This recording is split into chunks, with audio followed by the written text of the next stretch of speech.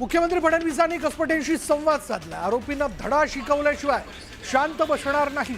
वैष्णवीला न्याय देणार असल्याचा मुख्यमंत्र्यांनी कसपटे कुटुंबियांना शब्द दिला।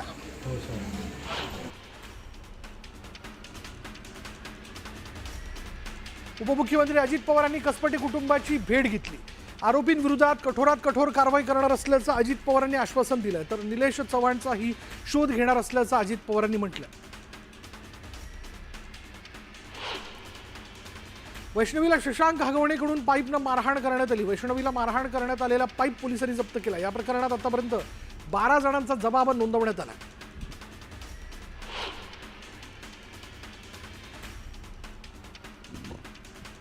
वैष्णवी हगवणे आत्महत्या प्रकरणी हगवणे बाप लेकाला 28 मे पर्यंत पोलीस कोठडी सुनावण्यात आली आहे। राजेंद्र आणि सुशील हगवणेचा 5 दिवस पोलीस कोठडीत मुक्काम असणार आहे। राजेंद्र हगवणे आणि सुशील हगवणे यांना कोर्टात घेऊन पोलीस पोहोचले होते आणि त्यावेळी भाजप महिला पदाधिकाऱ्यांकडून आंदोलन करण्यात आलं। भाजप महिला पदाधिकाऱ्यांकडून टोमॅटो फेकत निषेध आंदोलन करण्यात आलं। वैष्णवी प्रकरणातील आरोपी निलेश चव्हाणने पत्नीचा अमानुष छळ केलाय। पत्नीचे आक्षेपार्ह व्हिडिओ रेकॉर्ड केल्याबद्दल निलेशवर 2019 मध्ये गुन्हा नोंदवण्यात आल्याची माहिती समोर आली आहे।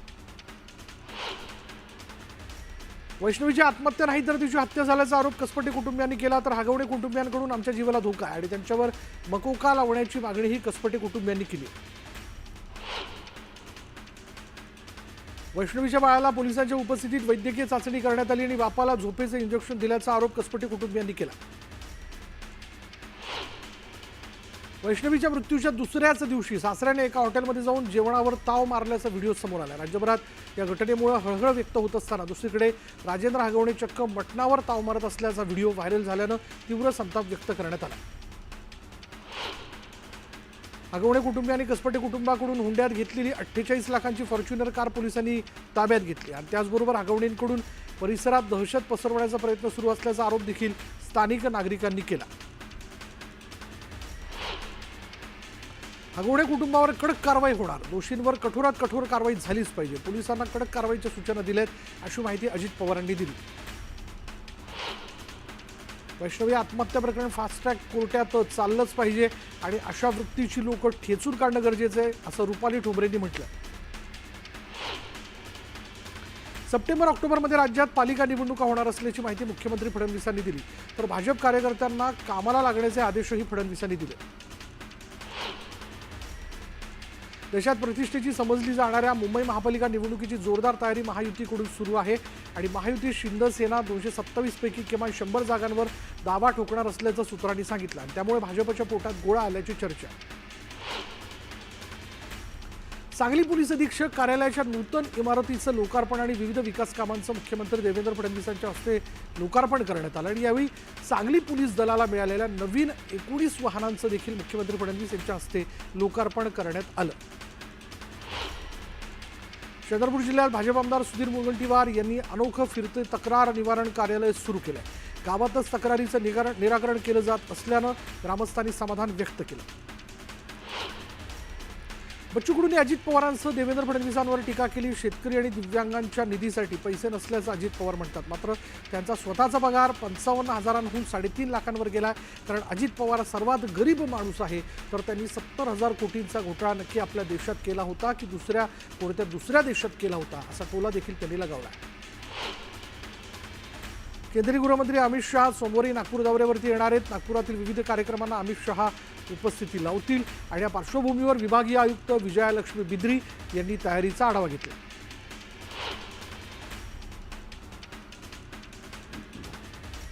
बीडच्या लिंबा गणेश परिसरात सुरक्षा रक्षकाच्या गोळीबारात एक चोरटा ठार झाला। या भागात पवनचक्की उभारणीचं काम सुरू होतं तर ठार झालेल्या व्यक्तीची अद्याप ओळख पटली नाही।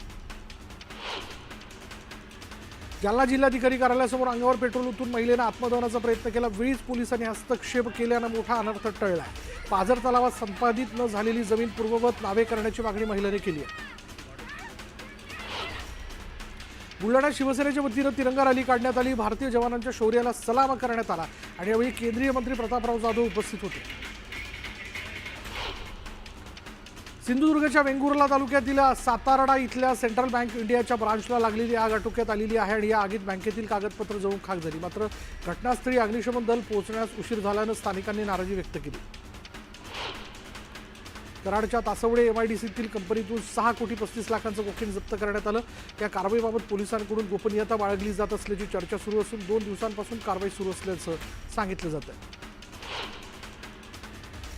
बीडच्या लिंबा गणेश परिसरात पवनचक्की उभारणीचं काम सुरू असताना मध्यरात्री चोरीच्या उद्देशानं आलेल्या चोरट्यावर सुरक्षा रक्षकानं गोळीबार केला.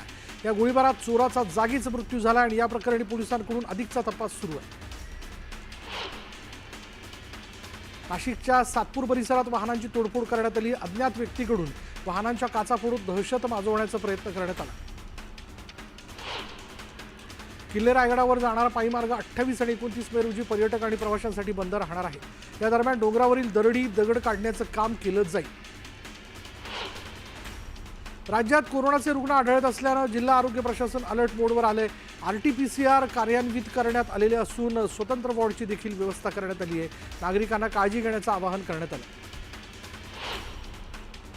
धुळ्यातल्या विश्रामगृहातील खोलीत सापडलेल्या 2.25 कोटींच्या रकमेप्रकरणी आता नाशिकच्या आयकर विभागाचं विशेष पथक चौकशी करणार आहे. धुळे जिल्हा पोलिसांनी या संदर्भात नाशिक आयकर विभागाला पत्र दिलं. राज्यात मान्सूनपूर्व पावसाच्या हजेरीनं शेतकऱ्यांचं वीट व्यावसायिकांचं देखील मोठ्या प्रमाणात नुकसान झालंय. हजारो वीट कामगारांवरती बेरोजगारीची कुऱ्हाड कोसळू शकते. तसंच अपरिमित हानी झाल्यानं व्यावसायिक कर्जबाजारी होण्याची शक्यता आहे.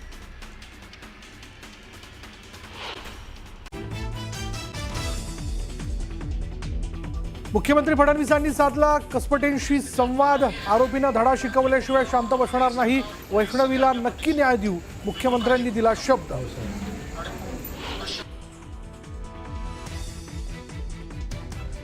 उपमुख्यमंत्री अजित पवारांनी घेतली कसपटे कुटुंबाची भेट. आरोपींविरोधात कठोरात कठोर कारवाईचं आश्वासन. तर निलेश चव्हाणलाही लवकरात लवकर शोधणार.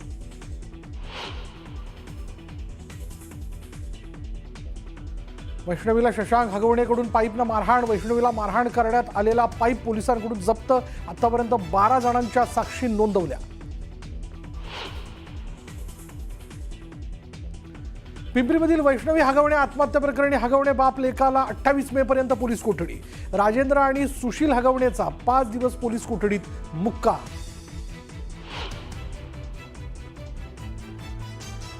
वेळेत दिवे लावले असते तर ही वेळ आली नसती. कसपटेंच्या भेटीला आलेल्या चाकणकरांना स्वराज्याच्या धनंजय जाधव यांचा सवाल. तर मयुरीच्या तक्रारीनंतर आयोगानं कारवाई न केल्याचा रोहिणी खडसेंचा आरोप.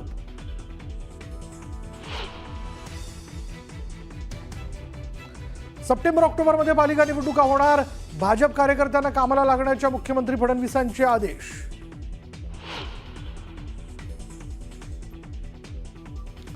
6 जूनच्या छत्रपती शिवाजी महाराजांचा राज्याभिषेक सोहळा बंद करण्यात यावा, संभाजी भिडेंची मागणी.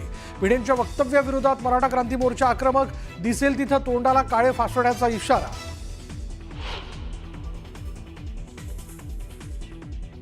अमरावती सर्कलमधील वनविभागातील वनपरिक्षेत्र अधिकारी यांच्या बदलीसाठी 35 लाख रुपये मागितल्याचं समोर.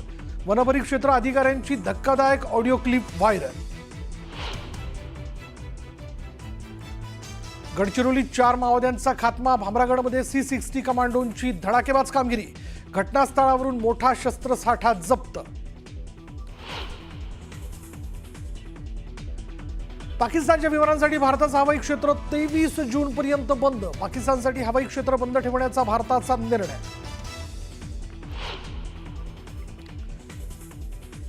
आणि अमेरिकेचे राष्ट्राध्यक्ष डोनाल्ड ट्रम्प यांची ॲपलला धमकी.